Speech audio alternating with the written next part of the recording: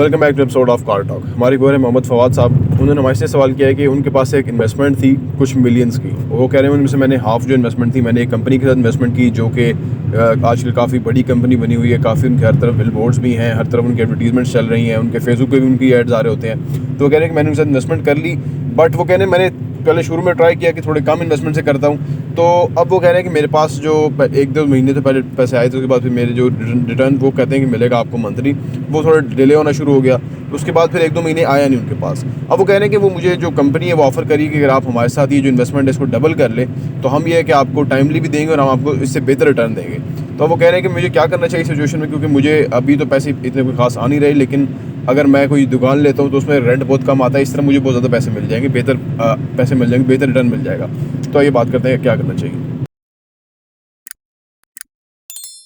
अस्सलाम वालेकुम रहमतुल्लाहि व बरकातहू। देखिए ये पॉन्जी स्कीमें हैं, इनके पास जब पैसे देने के लिए ख़त्म हो जाते हैं तो फिर उनको कहते हैं जी आप डबल पैसे दें, अब की बार हम आपको ज़्यादा पैसे भी देंगे और आपको टाइम पे भी मिलेंगे।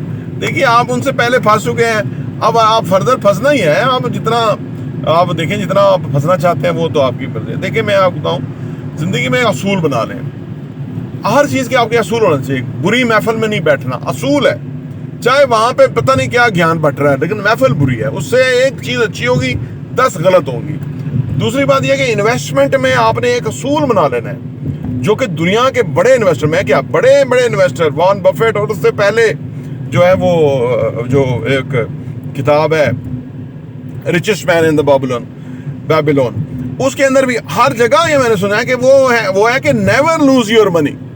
आपने अपना पैसा खोना नहीं है, ठीक है ना। प्रॉफिट कम आए ज्यादा आए चलेगा, लेकिन अगर आपने पैसा ही खो दिया तो फिर आपका अल्लाह ही हाफिज है। तो ये जो स्कीमें, पॉन्जी स्कीमें हैं, ये जो 25 अरब रुपया एक कंपनी ने ले लिया हुआ है लोगों से और 25 करोड़ रुपया हर महीने देना है, यार महीना होने में देखो टाइम कितना लगता है, और वो कौन सी ऐसी प्रोडक्शन है, कहाँ से वो पैसा आ रहा है? वो आप ही का पैसा आप ही को दे रहा है और आपका ही बाद में फंस जाएगा किस स्टेज पे आके, और आप फिर ले नहीं पाएंगे। और इतने सारे लोग हैं, अभी गुलबर्ग में 15 रुपए का फ्रॉड करके बंदा भाग गया, बैक पे गुलबर्ग था, वो लोगों ने इसलिए उसको दिया, गुलबर्ग ने बाद में कहा जी हम तो जानते ही नहीं है।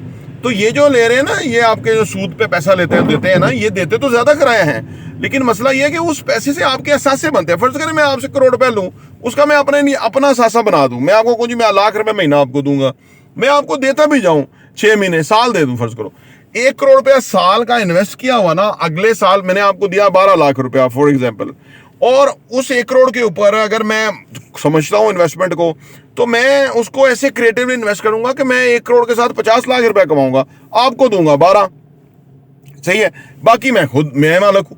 इसको कहते हैं लेवरेज करना इन्वेस्टमेंट के बिजनेस में, कि आप अपने पैसे को लेवरेज करें। दुनिया में तो लोग बैंक के पास जाते हैं, वहां तो इस तरह की पॉन्जी स्कीमें नहीं है, लेकिन यहाँ तो बैंक किसी को एंटरटेन नहीं करता ना, इस तरह के प्रॉपर्टी वालों को। तो ये क्या करते हैं कि ये लोगों से पैसा ले लेते हैं, वो पैसे को लेवरेज करते हैं और उसकी वजह से ज्यादा पैसा कमाते हैं खुद, और बंदों को देते नहीं है। फिर जो बंदा कमजोर होता है देख लेते हैं उसको कि भाई ये कुछ नहीं कर सकता, उसको फिर कहते हैं छुट्टी करो, आप 30 लाख रुपया ले चुके हो, 70 लाख रुपया आपका हमारे पास है, 6 महीने के चेक देंगे आपको। अब वो फंसा हुआ क्या करता है, वो कहता है 6 महीने के चेक दे दो यार। अब वो क्या करेगा, वो कहेगा मेरे से फ्रॉड हो गया, वो किसी जगह बता ही नहीं सकता। और ऐसी पाकिस्तान में तो आप जाके थाने में कहेंगे जी मैंने 1 करोड़ रुपया दिया है, वो कहेंगे यार करोड़पति पार्टी हैगी, ये तो पैसे वाल कमाए जा सकते हैं। वो कहेंगे भाईजान करोड़ रुपया रिकवर करना है, कोई मजाक नहीं है, कम से कम आप हमें 5 लाख रुपया तो लगाएं, हमारे भी तो खर्चे हैं। फिर देखे मैं उसको गिची से पकड़ के लाऊंगा, उसके बाद चला जाएगा पुलिस वाला, उसको कहेगा भाईजान आपका मामला हमारे पास आया, करोड़ रुपए का मामला है, हमें कोई 5 लाख रुपया लगाए ताकि हम जो है ना आपको बचाएं। हम ही बैठे हुए हैं, नौकरी से तो पूरा ही नहीं पड़ता। वो कहता है चलो 5 लाख मेरे को 6 लाख तो इसको दवाई रख। अब मसला ये है कि वो इसमें फंस जाते हैं। मैं आपको ये ऑन ग्राउंड सूरत हाल बता रहा हूँ कि ऐसी है लोगों के साथ। अनफॉर्चुनेटली हमने अल्लाह को हाजिर नाजर एक गाड़ी चला रहे हैं, मौत के उस पर बैठे हुए हैं, साफ सुथरी बात करते हैं, जिंदगी मौत अल्लाह के हाथ में है, अल्लाह से जन्नत लेनी है, और इसके अलावा कोई वो नहीं है, दुनियावी लालच नहीं है, सही है ना। लोग कर रहे हैं, ये लोग मार रहे हैं, ये माशरे में आम स्टोरियां हैं। आपको इसलिए बताते हैं कि अगर जो फंसे नहीं हैं वो तो बच जाए, कम से कम वो तो समझ जाए। ठीक है ना। और कई लोग बचे भी हैं, वो हमें बताते हैं कि जी अचानक आपकी वीडियो सामने आ गई और हमें आपने ये जो बात कही, हमारा तो बिल्कुल पैराडाइम ही शिफ्ट हो गया कि ये बिल्कुल वैसे ही हो रहा है जैसे आप बता रहे थे। तो अर्ज करने का मतलब ये है कि आप अपने पैसे की खुद टेक केयर करें। ये जो कहते हैं ना आप अब हमें दोबारा इतना पैसा और दे दें, और ये देखिए मेरी बात सुने, मैं खुद बिजनेसमैन हूं, मुझे खुद पैसे चाहिए, हर बंदे को पैसे चाहिए, कौन ऐसा बंदा जिसको पैसे नहीं चाहिए। और लेकिन जो हमने अपने लिए ना कोई पैरामीटर सेट किया, डिजाइन किया है कि भाई ये करना है, ये नहीं करना है, ठीक है ना। कोई हमें पैसे की हवस नहीं है, लालच नहीं है, ठीक है ना। और ये बार बार आपने पहले भी वीडियो में सोचा होगा, हम ये तजदीद अहद इसलिए करते हैं, जो हम 23 मार्च में नहीं करते, जो हम 14 अगस्त में नहीं करते, वो तो हम एज ए कौम तो ऐसे ही करते हैं ना। सारे सरकारी नौकर जो है वो रिश्वतखोर हैं जी, और 90% जो है ना वो नाकाम करने वाले नकम्मे हैं और तनख्वाहें बटोरते हैं और तजदीद अहद करते रहते हैं, कभी 23 मार्च को, कभी 14 अगस्त को, कभी वो बात नहीं है।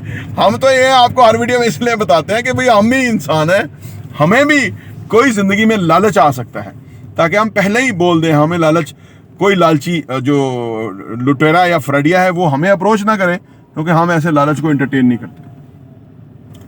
तो अर्ज करने का मतलब यह कि देखें, ये चीज़ें समझें।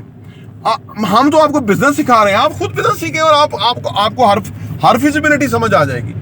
आप अगर कोई कहीं इन्वेस्ट करें तो जेन्युइन जगह देख के इन्वेस्ट करें। आपका बाकब्जा जगह होनी चाहिए, आप उसको किराए पे लगाएं, आप उसमें खुद दुकान खोलें या आपने खुद रहना हो, यानी वो आपके कंट्रोल की चीज़ होनी चाहिए। और यही हम इसी के लिए हम कोशिश कर रहे हैं, बिल्कुल इसी के लिए हम कोशिश कर रहे हैं। हम ऐसी जगह काम ही नहीं करते जहाँ ये ली स्कीमें और इस तरह की चीज़ें चल रही हैं। हाँ, अगर कोई हम जहाँ इन्वेस्ट करा रहे हैं कोई गड़बड़ करेगा तो उसके नहीं वो तो हमारी 1000 कहानियाँ हम उसमें से निकालेंगे, वो जेन्युइन स्टोरी में से, वो हमारे ट्रू स्टोरी है कि जिसमें जैसे अभी लोग कुछ ऐसे कर रहे हैं कि लालच में हैं, यानी काम शुरू किया और मतलब काम शुरू नहीं किया, लोगों से डाउन पेमेंट लेके इंस्टॉलमेंट लेना शुरू कर दी और काम बिल्कुल ऐसे जू की टोर पे चल रहा है आस्ता आस्ता, और वो समझते हैं हम बहुत होशियार हैं। वो बेवकूफ़ हैं, वो इस इंडस्ट्री में रहेंगी नहीं, ये हवा ऐसे फैलती है इसकी आदमी है। तो वो जो काम नहीं करते, वो पैसा कहीं पता नहीं कहाँ ले जाते हैं, वो अपने लिए नुकसान कर रहे हैं। और किसी का तो क्या नुकसान करें, कोई क्लाइंट एक दफ़ा फंस जाएगा, दूसरी दफ़ा कोई नहीं फंसता।